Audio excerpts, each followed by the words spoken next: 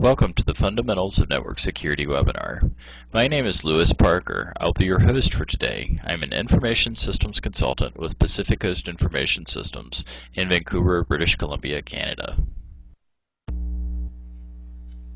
Before we start our webinar on network security, here's a brief introduction to the Boombox division and Pacific Coast Information Systems, our parent company.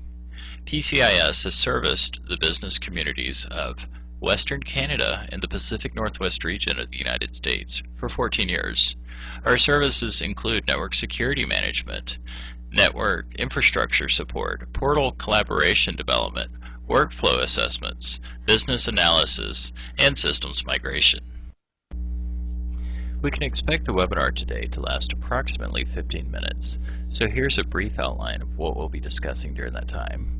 First, we'll look at the importance of network security within the business environment, and then we'll delve into some of the different levels of security, and specifically those are the physical, the system, and the policy. Then we'll discuss some of the approaches to improve security within the organization, and then review some additional resources if you're interested in moving forward to improve security and advance security in your organization. We'll discuss some of these additional resources that you can investigate, and then we'll open up the forum to questions, and we can address some of your concerns with regards to today's webinar and what we discussed. First, we answer the fundamental question: why is network security important within the business enterprise? And as you can see, there are several reasons why we should pay attention to network security. Liabilities, regulatory compliance, proliferation of vulnerabilities, social engineering, and overall security awareness. And we'll go into each reason in a little more detail throughout the presentation.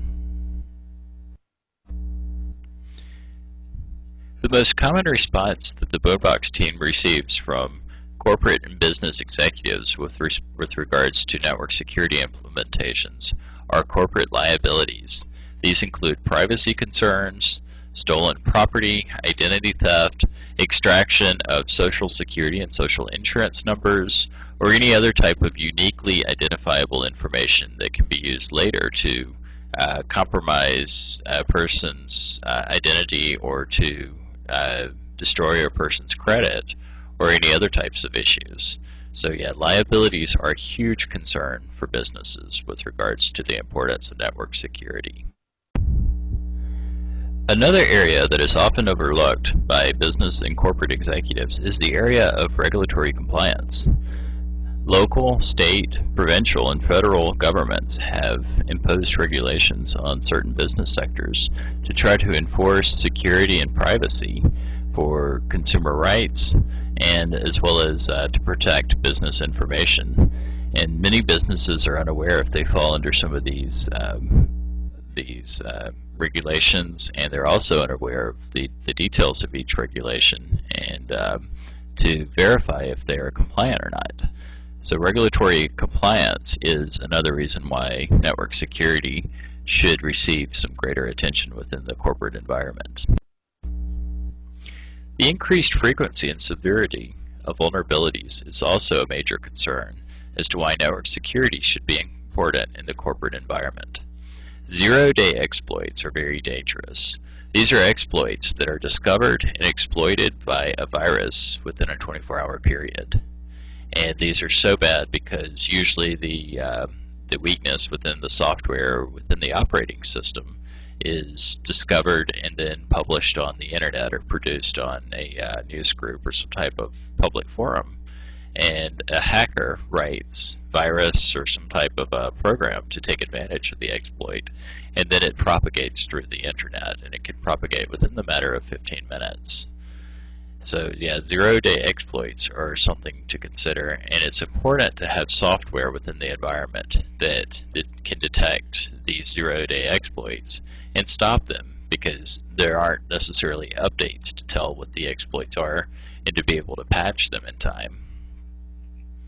Also, another consideration are exploits within browser software and desktop and server software.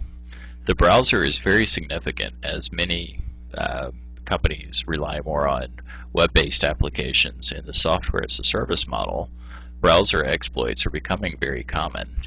Software exploits are also significant because many organizations, while they may update their antivirus software, they may not update their productivity software or any type of custom applications that may have some kind of weaknesses.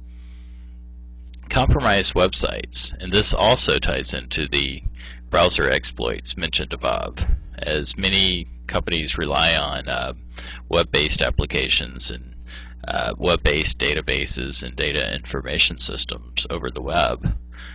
Compromised websites are becoming very common. It's very easy now for a hacker or a criminal to set up a fake website that appears to be real. These are very common with financial websites, with banks and other institutions that appear to be legitimate websites, but essentially they're just there to capture the user information such as usernames and passwords, and then exploit that information over the internet or sell that information on the black market. Email attachments are also a huge consideration, as at least 60% of today's email traffic is considered to be spam, malware, or viruses. Email attachments can easily be something that could be harmful, and they could appear to come from a legitimate person, such as a person within your address book, or a person that you do business with or have conducted business with in the past. And the attachments could appear to be something such as an Excel spreadsheet or a word processing document until you open it, and then it silently installs a Trojan or some type of backdoor exploit on the user's desktop, or proliferates the virus through the network. Also, and this kind of ties into the email attachments discussion that we just had, is the sophistication of attacks.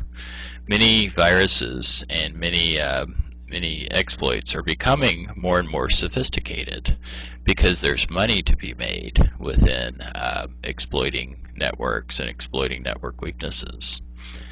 Much of this information, especially financial information such as credit card numbers, social insurance numbers, and account numbers, are sold on the black market and used to be distributed for financial gain or for other types of gain. And it's so difficult once that information is out on the public market to try to protect yourself.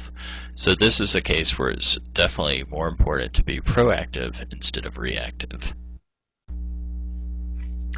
Social engineering is also an area that is sometimes overlooked by corporate organizations. And this includes something that seems to be very simple and seems to be somewhat common sense, but many people do not realize that this is the most successful method of compromising network security within an organization. This includes walking up to a person and just asking for a password or asking for some type of secure information, to ask for access to a server or some location where confidential data is stored. And here's an example here at Pacific Coast Information Systems. We were recently approached by a gentleman representing an internet service provider who stated he needed to access our server room to check equipment. Nobody had any record of this gentleman coming or scheduled to come and check equipment, or anybody that would need access to our server room, so he was not granted access. But you can see from this example that this is something that could easily happen at other organizations when an administrator or somebody may not be aware of what's happening within the organization and can easily grant access to a secure area. So social engineering is an area that's too important to be ignored, and all users within a corporate environment should be trained on social engineering concepts.